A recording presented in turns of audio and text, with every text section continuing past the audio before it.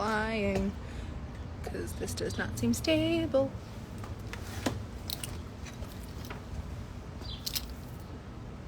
Hi. Hey, good afternoon, good afternoon, good afternoon. Hi. You know, that gate keeps opening and closing, and I'm convinced it's a person every single time. Every single time. Hey. Should probably find where we are. I should probably do that. That's a thing I should probably do. Okay. We're just waiting to get situated. We have someone coming in from inside, but hi. Woo, crazy knuckle cracks. Welcome. We're starting. God, is this class number 3? I think this is class number 3.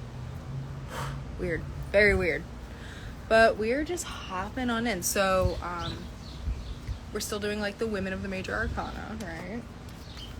Let's see. Hi. Hi.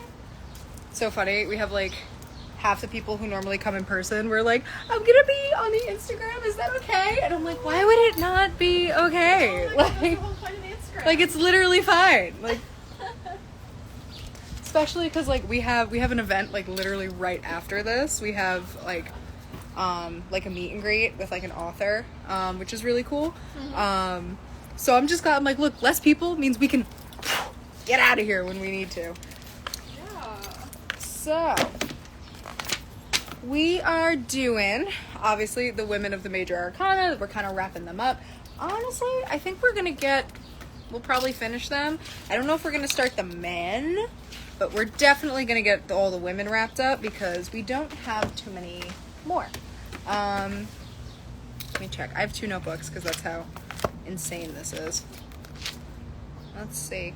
Yeah, we have Justice, the Star, and the World. Hi.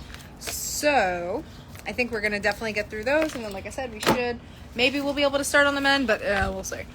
So, as always, I like to give a little prompt for each of the cards. That way, you know, if you want, you can go home, you can do them on your own time. If you don't want to, that's fine. But they're just kind of like rude. They're just kind of like an opportunity to get to know the card a little bit better. So with Justice, the card prompt that I have is what does fairness mean to you? What experiences have shaped your perspective of fairness? And how have your ideas on what's fair changed since your childhood? So that's kind of like just a good way to get in touch with it. Justice is obviously, this one's gonna be quick and easy because I mean it's Justice. Like it's like the strength card. It's like you can do it. Justice is like it's gonna figure itself out. Like it kind of helps us get there. So right off the bat, this is one of those other annoying cards where if you're looking for a yes or a no, you're gonna get neither because Justice is a maybe, which is so frustrating. Usually if you get Justice as a maybe, you're being told to weigh your options because everything in the tarot, you know, every yes is not just a yes. It's a yes with more information, or it's a yes with a caveat. Every no isn't just a no, it's a no with why you probably shouldn't do it. So with Justice, it's a maybe. And the reason why it's a maybe is because, like I said, you probably haven't weighed your options enough. You probably haven't, like, thought about it enough. You probably need to, like, go back and forth. Usually, sometimes I find whenever I get Justice, you're asking the wrong questions. And, like, that tends to be kind of the core of it. You might have the right idea, but, like, your questions are kind of wrong. Now, it's associated with Venus. This is another Venus planet. But unlike that more Taurus energy, this is more Libra. It's a very Libra card. Now the deities that you're going to find are Ma'at, who is the Kemetic goddess of like order and law, and she's one of the people that's there for your heart weighing ceremony. We see Minerva and Athena. Minerva's from Rome, Athena's from Greece. Obviously, same thing. They're the goddesses of, in a lot of ways, law. You know, Athena is responsible for, like, the jury system and, like, courts and how all that works. Yeah, it was funny. There was this, basically in ancient Greece, all over the world, but especially in ancient Greece, according to the culture, killing your family, big no-go. Like, just don't do it. It was a huge, like, religious taboo, not even just, like, a social one. And, that's why we have, like, Oedipus, right? Like, he kills his dad and sleeps with his mom, so he has to take out his eyeballs. Even though the man had no way of knowing what was going on and that was his dad and that was his mom, he's still kind of punished for it regardless, because that's kind of what the mythos was like. So there's a Greek myth, I'm forgetting everybody's names because I'm a bad Hellenic polytheist, but there's a Greek myth, similar thing to Odysseus. I believe he kills his father. It's pretty necessary. And despite that, he gets hunted down by the Furies, who are these vengeful spirits that fuck up rule breakers. That's kind of like their whole deal. And they chased him like all over Greece. They would not let him rest. They would not let him sleep. And then he went to Athens and begged for Athena's help. And that's when Athena was like, okay, maybe it shouldn't be just these 3 very angry, hell-bent demons doing this. Maybe we should have like a jury system. And then if you deserve it, yeah, then they can go get your ass. And like, that's kind of where we start getting like the early things of law in Greek mythos. How do you find out which deity to work with? There's no right answer for that. Just go with where you feel called. What are your interests? What is pulling at you? Probably the deities that are, and here's something that's really important about understanding about deity work. You don't just knock on someone's door and go, help me with this. They can go, no. So a lot of deity work might be reaching out to deities and being told no. And it's not, for anything negative. It's they probably think you don't need their help, or you don't need their lessons, or they might think that you've already learned the lesson, or they might just think that they are not the right person to be teaching you. So it's a lot of knocking on doors and seeing who's willing to answer. If you go with where you already feel called to, you're going to get disappointed a lot less. So start with, what are your interests? Like, are you interested in Greek mythos? Cool, that's probably a good start. Does it bore the shit out of you? That's probably not the right place to start. Like, look at other places. And then, go into your personal interests. Like, I was always really interested in, like, ghosts and witchcraft and all the spooky shit. So it was kind of no wonder that, like, Hades and Hecate were on my team. It's like, oh yeah, of course they are. Of course, like, the goddess of necromancy and ghosts and the king of the dead are on your team. That tracks. So go with your interests. That's probably a better way to see. Because there are people who want to work with us, but that doesn't mean everybody wants to work with us. So just kind of start asking around. Put yourself out there. They will answer. Even if the answer is no, they will answer, which is nice. We also see Nemesis, who's the Greek goddess of justice and revenge. And then again, we see the Furies. The Furies are also in this card. Any angels, we have the angel Raguel, Raguel. He's the angel of justice, fairness, vengeance, redemption, and harmony. Cool guy. Sounds like he's real fun at parties. So the symbolism on the justice card is honestly, thankfully, very simple. Some of the cards are wild, so thankfully this isn't too crazy. But the symbol on the justice card, for starters, it's number 11. In the major arcana, 11 is all about insight, understanding, and spiritual awakenings. And we see a woman, she's sitting on like a big throne. She's got this big purple veil behind her. She has a crown, she has a sword, usually has her scales. So the purple veil and the pillars are symbols of compassion, balance, law, and structure. Her sword, on the other hand, shows that she's logical, she's using her head, she's well disciplined. And it points upward. That's something that's really important in tarot. You have to pay attention to where the sword is going. If it's forward, that's a charge motion. We're running into something. If it's upward, we tend to see very firm and very final decision making, but also very logical decision making. So like, we're using our head, we're not using our heart. But again, once we've made our choice, it's kind of final. Again, think like a ruler, right? Like, think how they stand. Like, if you're gonna have like your scepter, you're not gonna have it on your lap like some jackass. Like, when people are walking into the throne room, you're gonna have it up and like ready to go. So that's kind of why we see that. One thing that's really cool about her blade is that it's a double-edged. So the cool thing about that is it kind of shows that all actions have consequences, all of them. And her scales are obviously balance and judgment and weighing our options, but she's holding them in her left hand, which is very intuitive and very spiritual, and that's kind of a sign that she's impartial in a lot of ways. Finally, her crown up here, suggests well-ordered thoughts and like a deep conviction, and, you know, she's not being led astray by her thoughts or her emotions. They're kind of all working in tandem. And then finally, she's got white shoes on her feet, and the whole point of that is to suggest that she is grounding herself, because obviously, you know, we see her feet, which is always a sign of grounding, but the fact that her shoes are white suggests a knowledge of spiritual consequences, not just physical ones. And then also the fact that they're white,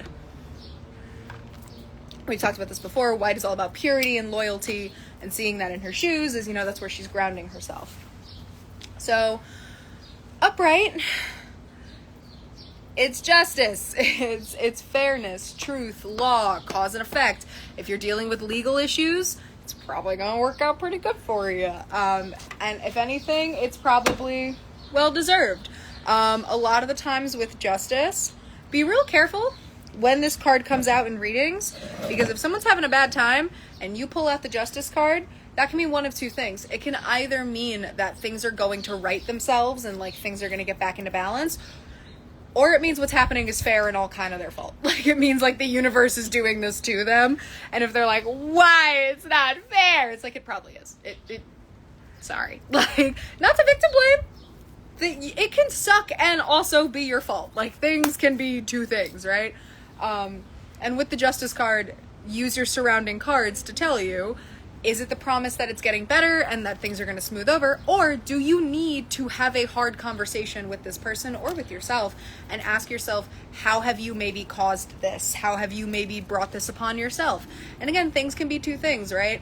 You can partially be responsible and also someone else be responsible. Like, you know, I use my friend who lived with me for 10 years all the time as an example.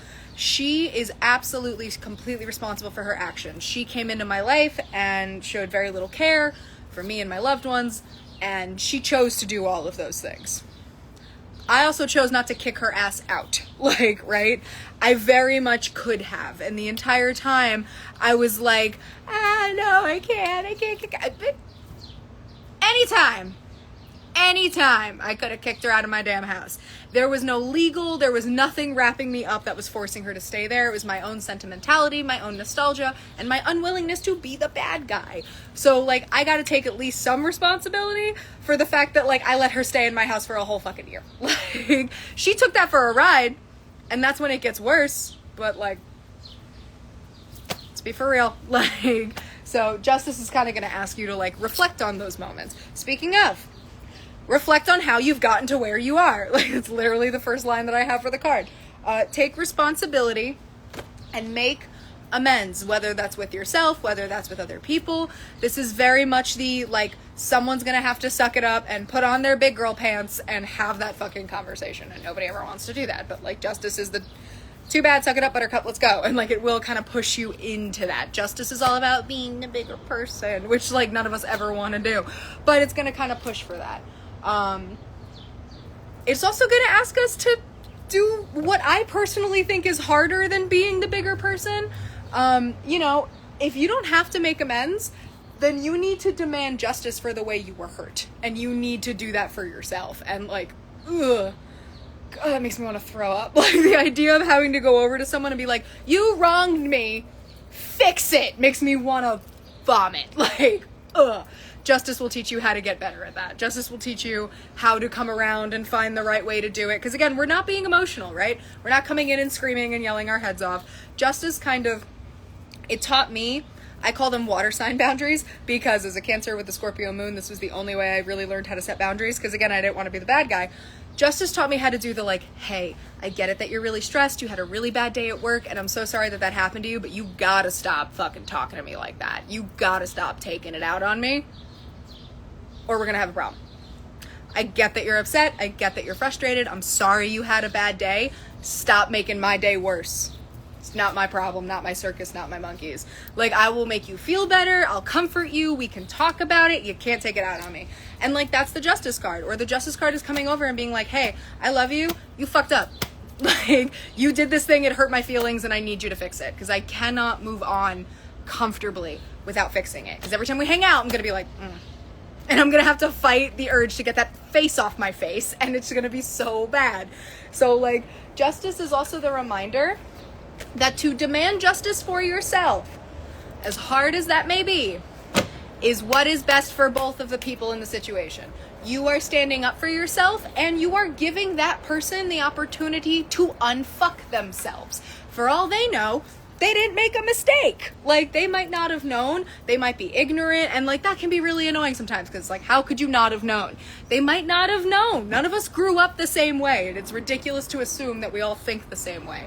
So, like, I know for me, it took me forever to realize that just walking up to someone and doing the thing of, like, you did this thing and I don't like it, upsets people. Like, because for me, it doesn't upset me. And that was just how it was in my house for, like, a really long time. And it wasn't obvious that I should have had a better approach sometimes. So, like, it's really important to take that into account. You are giving both of you the opportunity to grow. I use my friend as an example all the time. I use my dad as an example all the time, which will be real awkward if he watches these. But I do use him as an example. When I went no contact with my father, it was easily the best thing I did for both of us. Because that man has gone his whole life without anybody holding him accountable. And it shows. And it shows. And it causes him to hurt other people and himself. And in that moment where I held him accountable and went, hey, you did this thing, it wasn't okay. This is how I need you to fix it. Either fix it or we're not talking anymore. I gave him the opportunity to grow. It's not my fault he didn't take it. It sucks that he didn't take it. I'm going to be real sad tomorrow that he didn't take it. But I gave us both the opportunity to grow and be better. It sucks he didn't go with it, but it was the kindest thing I could have done. The years that I spent swallowing my shit I was another ballot in the box of this behavior is okay. Like, every time I just kind of rolled with it. And you know, if he had taken the opportunity and grown, how amazing would that have been for him, right? He could have taken accountability, grown as a better person, learned how to apologize, learned how to move on and forgive himself and correct himself, and he'd probably be a lot happier. But, you know, he wants to be stubborn, so it is what it is. But I still think it was probably the greatest act of love I did for him, was in saying that was unacceptable, and you either have to pick me or the behavior. Sucks that he picked the behavior, but that's part of the risk that we take when we do this card. You know, I have so many clients who are talking and having relationship problems, and they always tell me the same thing. They're like, oh, like, well, I'm scared if I stop talking to him, he'll stop texting me. Then why the fuck are you talking to him? Hard question, but then why the fuck are you talking to this person? If they should be as obsessed with you as you are with them. If you think that you're gonna, and that goes for friends, anybody, not just relationships. If you go, oh, well, if I stop texting, they're never gonna answer me. Then why the fuck are you talking to those people? They're not doing enough for you. And, like, that's okay, but also, you know, either ask for justice or get yourself out of the situation. So it's gonna be really hard to demand justice for this, because sometimes we demand justice from people that we love, and they do not have the response that I'm gonna say something real harsh. They don't have the response of someone who loves us, and that's really hard and really frustrating.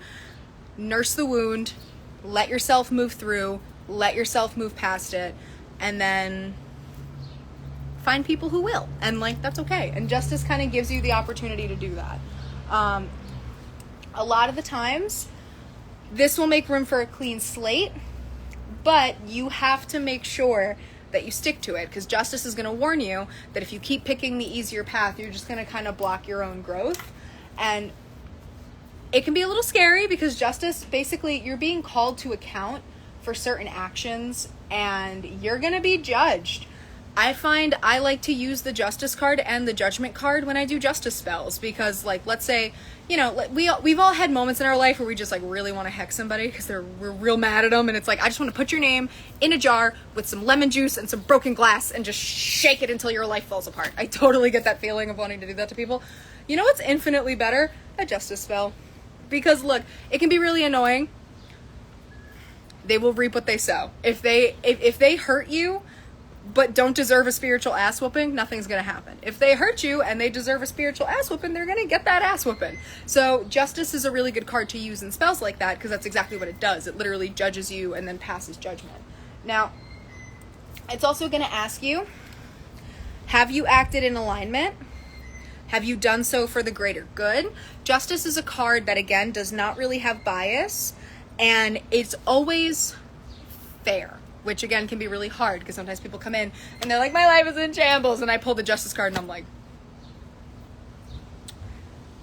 yeah, it is, but have you considered that maybe it's payment in kind? Like, you know, like what have you been doing the last months or years that the universe thought it was just and fair to put you through this? Why do you think that? And again, don't be acting crazy. Like, you know, if you get really sick or if somebody dies, that's not this card. That's not what this is.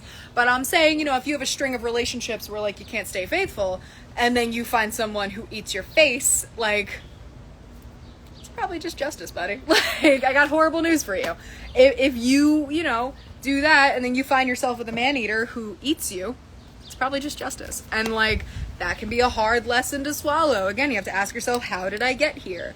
Now, if you seek justice, this is a really good sign that you're going to get it and that like you are allowed to accept it and then move on. Don't harp on it. Take what the universe is giving you and use it as an opportunity to let that shit go and then move forward. If you harbor it, justice is going to come right back around, but it's going to be coming for you this time.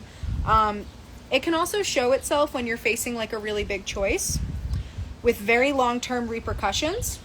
You need to be aware of the impact of this choice and never open your mouth and say anything that you're not willing to back up. Don't do anything that you're not willing to back up. I can't tell you how many times in high school my favorite thing to do was, what'd you say? Because people look real stupid when they're like, nothing. You look real dumb. This is what I said. I said what I said. Own your shit. Own your decisions. Again, I promise it's so much worse when you don't. Like, again, that's why my favorite thing in high school was, what was that? I heard stuff. You can just tell me. It's fine. And like, that's all I had to do. And bitches folded like lawn chairs because like nobody could own up to what they were saying. And it was really funny because in high school everyone was like, oh my god, Sam is so scared. No, I just hold bitches accountable. I just walked up and said, hey, I heard you were talking shit. What'd you say? No, I'm not mad. I just want to know what happened so like we can talk about it. Like, justice card. Own your shit. Don't open your mouth if you're not willing to back it up. Same thing. Don't make any decisions that you're not willing to back up. If you would not look your mom in the face and go, yes, mom, I did that. Yes, mom, I said that. Don't fucking do it. Like, just don't. Just don't. Now in reverse, keywords: unfairness, lack of accountability, and lying through your teeth. So it can suggest that we know that we or someone we know has done something that's like really not morally okay. Here's the thing. I love the justice card in reverse because I just spook people. Because the justice card in reverse is, I don't care if you've gotten away with it up until now. That's not going to keep happening. Like, it's going to unravel, bro. People might not know about it yet. Don't matter. They're going to find out. And you can either own up to it, and it's going to suck, but it's going to suck less, or you can get caught, and then it's going to suck a whole lot more. And here's the thing. The consequences are yours to deal with. If the decision has already been made, if you've already done the thing, then you just gotta eat the consequences. You just gotta eat what you baked, buddy. Like, I don't know what else to tell you. Go with what feels right to you. When I get this card in reverse, this is a lot of times me telling my clients that I'm not their mom. And that, like, it's not my job to give my opinion. You will never hear my opinion in a reading unless you ask for it. I'm gonna keep that shit up here. Because again, that's not what you're paying me for. You're paying me for the cards. You're not paying me for my opinion. If that was the case, I'd be a fucking psychologist. So when it comes to something like this, it's not your job to tell them what to do. It's your job to tell them that no matter what, it's going to come out, no matter what, it's going to happen, no matter what, they're going to have to face the consequences of their actions, and then they can only handle it in whatever way they see best. Do not be dishonest with yourself or others. It's usually a big reminder of that. Also, though, depending on other cards, this can show that your inner critic is like out of control. You're being super hard on yourself. You're beating yourself up left, right, and center. And it's about time that you show yourself a little bit of kindness and compassion, because, like, relax, dude. Also, if we're facing a big choice that will impact others, be aware if you are holding any bias or any prejudice. I remember when I was like 16, and my best friend on this whole planet, and also the person I had a big, fat, embarrassing crush on, said that they wanted to move out to California, and that that's where their dream was, and that that's where they wanted to work. And when I tell you, y'all, I almost threw up, like, in front of him. We were at the mall, and I almost threw up in the bushes. I literally almost turned around and, because what do you mean, California? I was freaking out. And I wanted so bad to do the thing of, like, you would hate the scene out there. Everyone in California sucks. You can just work in, like, Atlanta, because, like, Atlanta's like the other Hollywood. Like, you don't have to go. I wanted to give that person every single reason not to go to California, and guess what? Not a damn bit of it had to do with his own happiness or what he was doing with his life or where it was going. And if I had let those words come out of my mouth, that would have been super fucked up of me, because again, we were best friends. He was gonna really take into account what I had to say. Like, do I think I could have stopped him? No. But do I think I could have put a lot of doubt into his head? Yeah. And that would have been super messed up of me. So I had to sit there and check my biases and go, do I really think he's gonna hate California, or do I just want him to stay? And don't get me wrong, I still thought he wouldn't vibe with a good chunk of the scene there, but I knew he would thrive, and I knew he would do amazing at what he wanted to do. So I had to do the, oh my god, that sounds so cool, wow, that's amazing, and I had to, like, grit my teeth through that whole encounter, and it sucked. And then for the next 3 years, I had to listen to him talk about California and go, wow, you got in, that's so cool. Like, trying to just get my way through it sucked, y'all.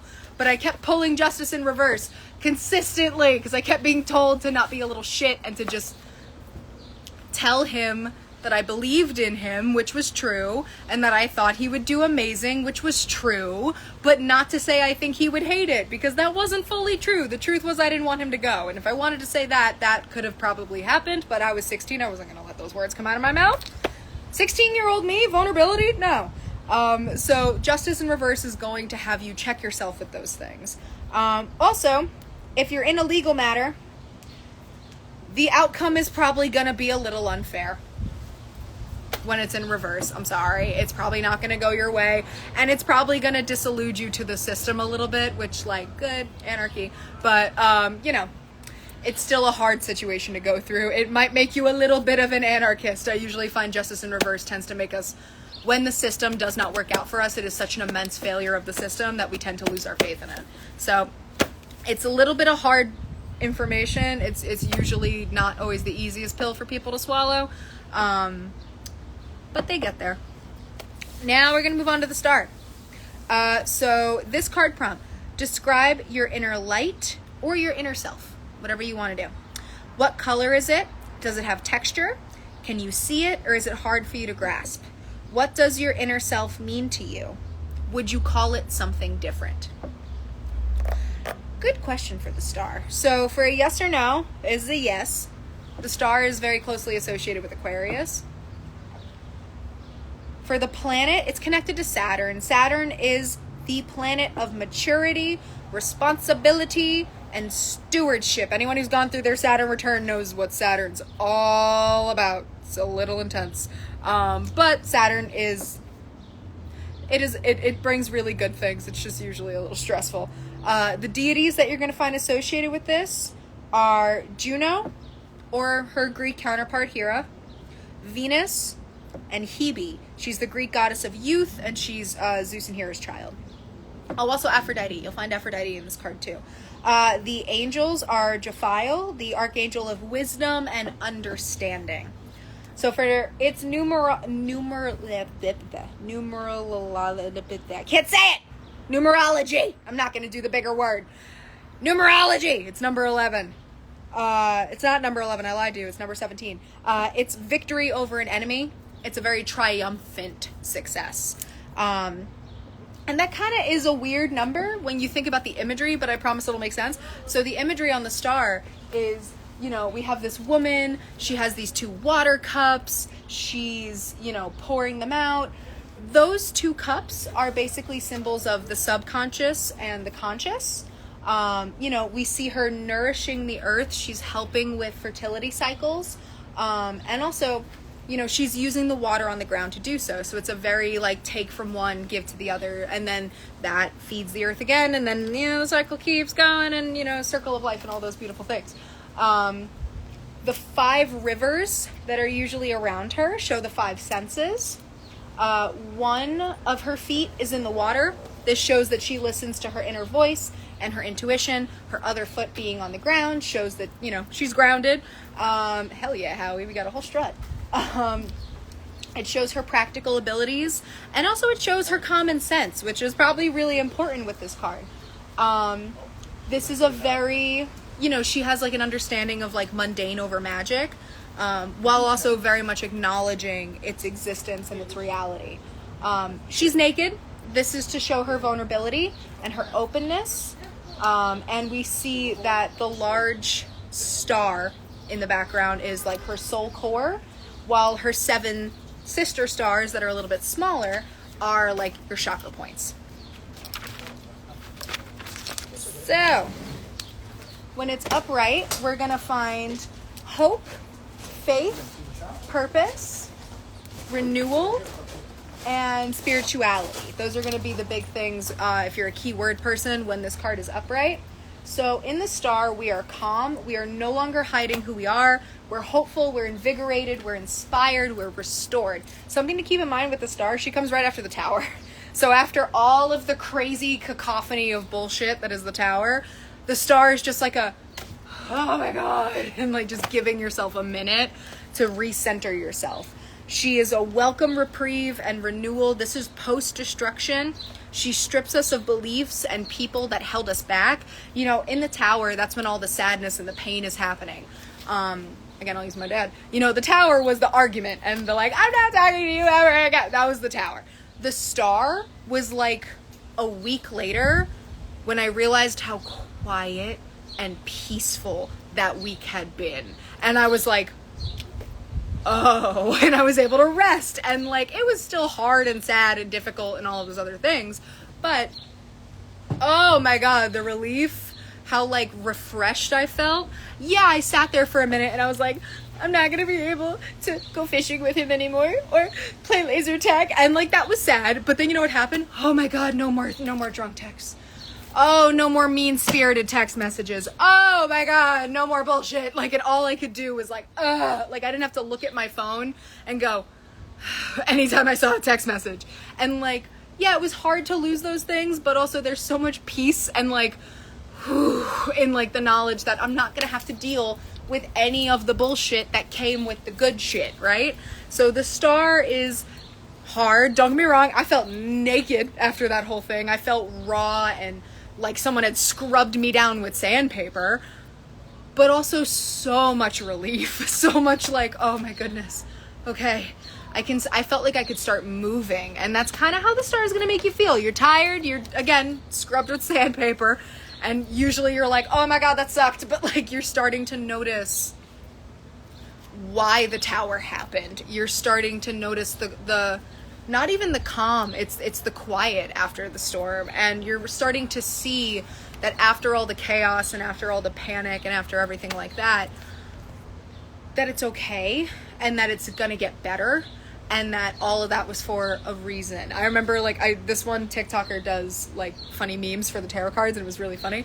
And for the tower, it was like a building demo where like they were blowing it up, and it was all this crazy shit. It was like screaming and yelling, and then it was like, oh, it looks better that way. And like that's the star. Like that's exactly how they kind of work together. A lot of the time she is the relief and the clarity, like I said, that we feel after a tower moment. She speaks to your endurance, and a lot of the time you're learning a lot about your core essence. You're going into a very peaceful phase.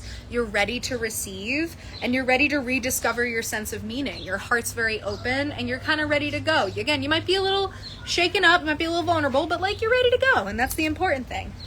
Now, when it's in reverse, we're probably still in that tower moment, even though the universe has tried to pull us out. When it's in reverse, we find a lack of faith. We find despair, we find distrust, we find disconnect. Oftentimes, like I said, when it's in reverse, it shows that you might be overwhelmed by all the challenges that are happening to you.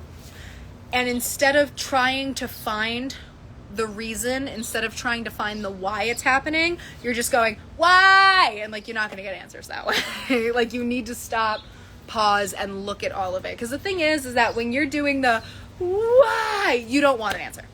You don't, because you're going to get it and then you're going to get mad as hell. Like, I know I've had clients come in and do that exact game with me. You don't want the answer when you are going, like, that's not what you're looking for. You want the universe to tell you that, like, there is, either you're looking for there is no answer and you just suffered for no reason, which, why would you want that?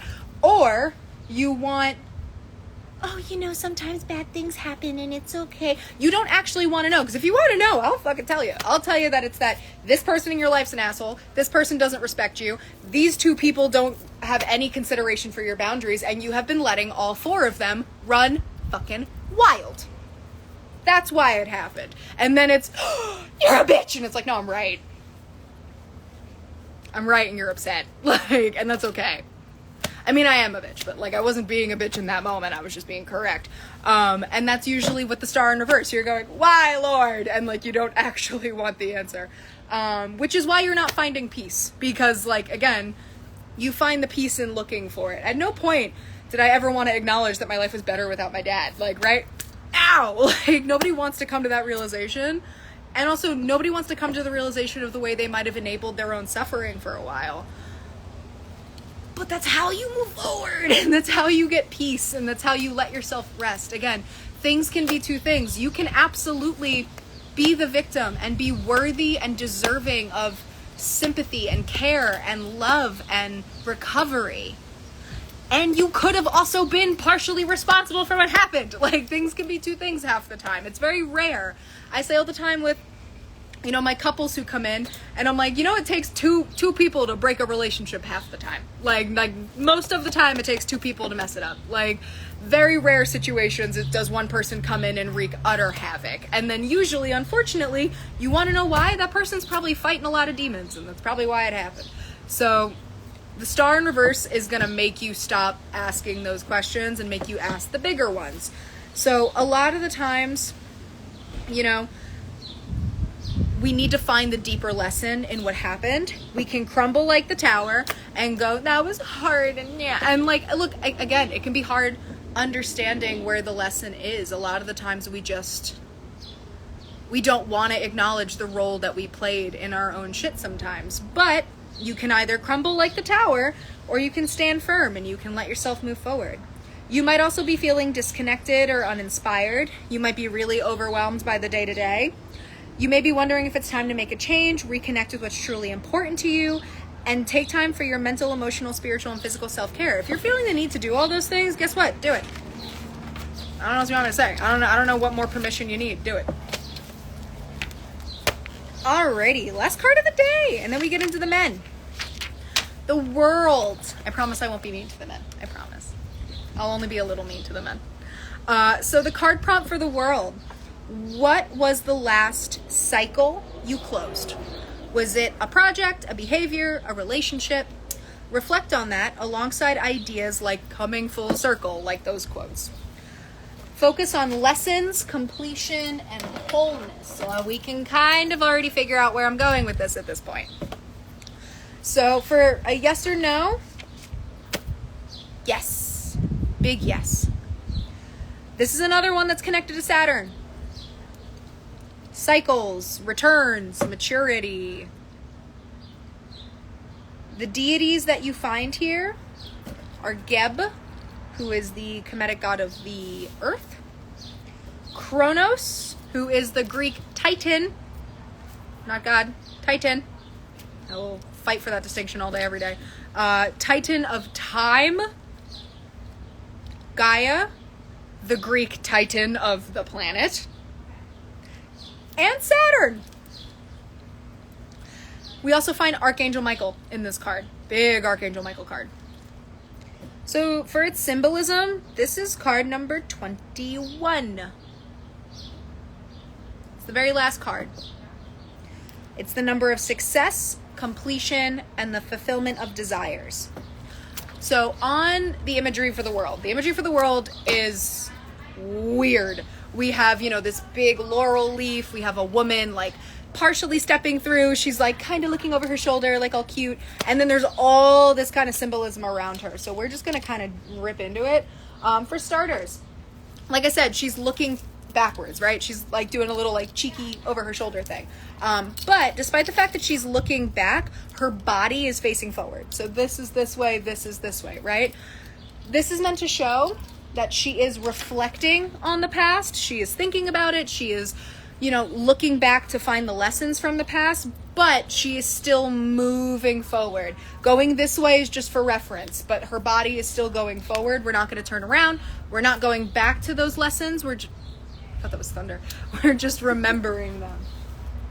I really thought that was thunder for a minute. I was like, is it because I mentioned Kronos? Sorry.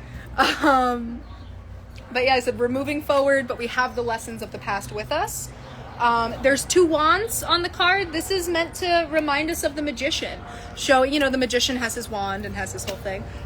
This is meant to show that she has manifested what she has wanted to bring into the world. Because again, the magician teaches us manifestation and teaches us, we'll get to him next Saturday, but he teaches us how to manifest and bring things into the physical reality. So the fact that she has these symbols of the magician shows that like she took his lessons, she incorporated those lessons, and it's working. It's like actually paying off. Also, the big wreath around her shows a cycle of success, completions, and new beginnings that are going to follow her as she kind of steps through the wreath. She's starting a new cycle.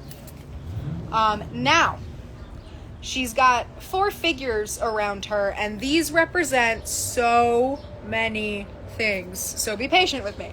They are the 4 elements, the 4 seasons, the 4 compass points, the 4 corners of the universe, and also the 4 fixed signs of the zodiac: Leo, Taurus, Aquarius, and Scorpio. Also, because again, we're just not done, they also symbolize the 4, we're going to get real biblical for a minute. They symbolize the 4 angels who sing at the throne of God in the book of Revelations. I will go into the book of Revelations when we get into judgment. Just know that it's insane. It was written by like so many different people, and it's just an end of the world story smushed together.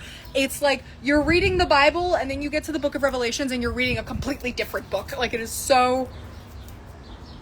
Y'all, I have read the Bible so many times. It is a trip. Like, I have read so many different apocalyptic myths across multiple different religions. The book of Revelations is some of the weirdest shit I've ever read. The only other religion that gets close is Ragnarok. Everything else is like the seas boil, there's like a dragon beast that crawls out of the ocean, it's all the fish die, like so many weird things happen. Everyone gets marked with numbers on their heads, if like the mark of the beast, it's weird. The rapture happens, which is weird because the rapture's not mentioned in the Bible, but something similar to the rapture that we now know as the rapture is what kind of happens. Everybody like goes up and everyone else gets stuck. It's a trip. It's a trip. I'll get into it when we get into judgment. But basically, those 4 angels, they are biblically accurate. And I don't want to hear, well, where's the hot blonde guy in the robes? That's not angels. Learn your fucking religion. Like, oh my God, they got a gazillion eyeballs and like 8 wings. One of them has like a chimera lion head. Angels are weird.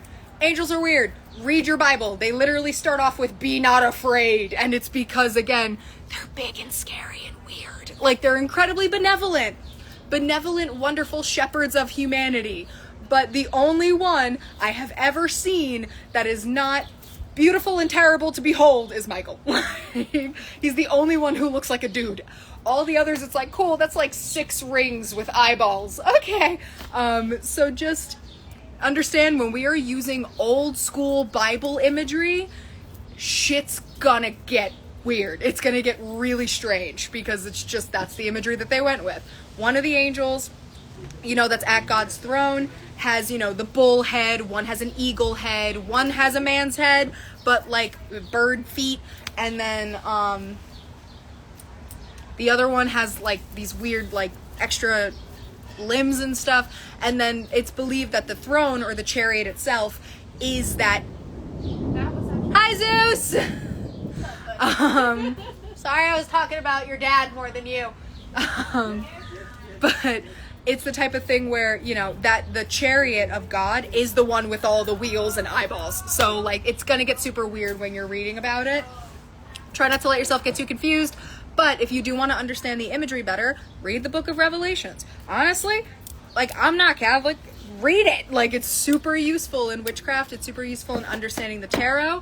I mean, for God's sakes, the whole book of Psalms is just a spell book for people who know how to use it correctly. So, you know, just because it's not your religion doesn't mean you shouldn't read about it, educate yourself, check it out. Education is how we understand and love one another better, because fear is the root of hate. So it's, you know, a good way to connect and get along with everyone. And also, if, you know, you don't care about being buddy-buddy with everyone and singing Kumbaya, it's a good way to learn your tarot cards better. So, especially cards like this in Judgment. So when it's upright, we're going to see completion, integration, accomplishment, travel, closure, and I wrote accomplishment twice, so never mind. Reflect on your journey and your accomplishments and everything you've kind of made. Tune into your spiritual lessons. Bask in the fact that you have finished your goals. That is a big deal. You are wiser, you are more experienced. And honestly, celebrate the journey. Don't rush into the next thing. I swear to God, if you have just spent the last 5 years getting to the top of this mountain, I need you to give yourself 10 minutes to celebrate that you got up there, instead of going, ooh, other bigger mountain, and then going over. I'm gonna give yourself credit. Give yourself credit. Like, or I'm gonna beat the shit out of some of y'all.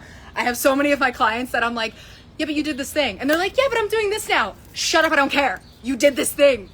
Throw yourself a party, like, give yourself a minute. And like, the world, I have so many of my clients that I have to give the most aggressive, angry love to, because I pull the world and they need someone to like very aggressively shake them and tell them that they did it.